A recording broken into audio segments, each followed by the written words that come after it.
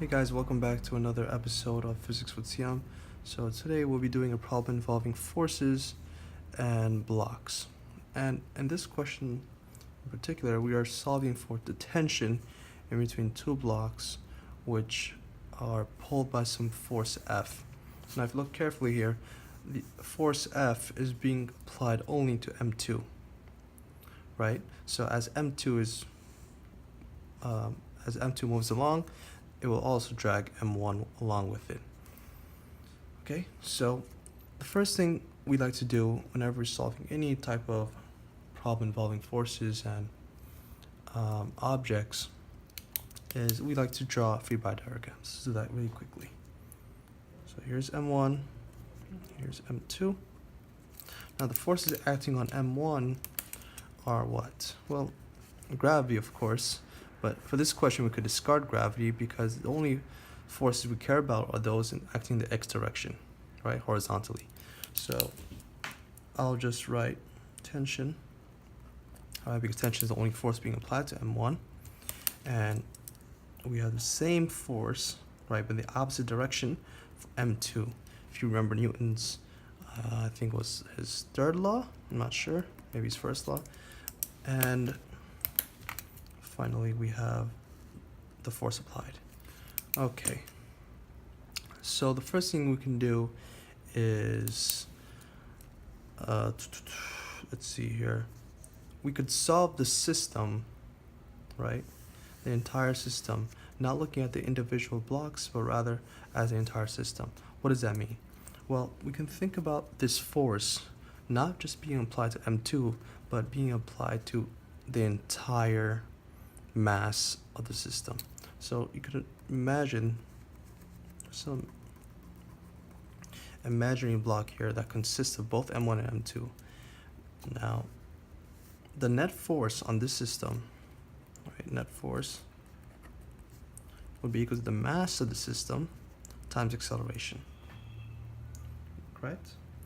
So in this case here, the net force, well, where is the net force coming from? It's coming from this F here, because notice your tension and tension cancel out each other, they're going opposite directions, right? So the net force, which is F, right, is equal to the mass of the system, and that is just the sum of the masses. So M1 plus M2 times acceleration. Okay, notice here we have these three. We have force, which is 12.15. We also have the masses, 1.281 kilograms and 3.805 kilograms. And everything here is being multiplied by A, the acceleration. Solve for acceleration. We want to divide both sides by the mass. So that's 12.15 newtons over 1.281 plus 3.805. So let me pull out my calculator and do this calculation. That's 12.15 over 1.281 plus 3.805. So the acceleration I'm getting is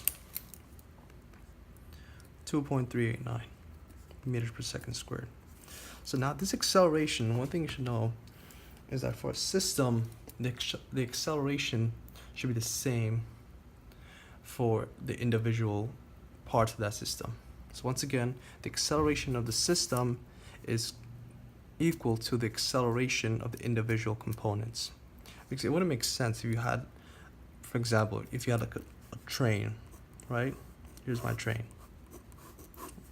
And these are the carts of the train. It wouldn't make sense that one part of the train moves faster than some other part. What would happen? So then this might crash into that one, or if this is too slow, it would crash into this one. So the acceleration of the system should be the same as each individual component. So we can apply the same acceleration to M1 and M2 individually. How does that help? Well, if you look here, we couldn't apply tension to a net force because they cancel each other out here. But if we look at them individually, I can apply the same formula of force equals ma to one of the masses. So let's choose an easy one, in this case M1, right? M1, only one force is acting on it, which is the tension we're looking for. So I'll do it right here. So tension, in fact, before I write that, let's write the general formula. F is equal to ma, and this is for M1. So tension is equal to mass 1 times acceleration. Guess what? We know M1 and we know the acceleration. So it's just a matter of plugging in and solving for t. And what will that be? M1, we know here is 1.281. And acceleration, we know it's 2.389. Okay, so this, I already had the result previously for the acceleration. I'll just multiply that by 1.281, and that gives me 3.06. Don't forget the newtons. There you go. Hope you guys found this video informative. If you have any questions, leave in the comment section below, and I'll see you guys in the next one.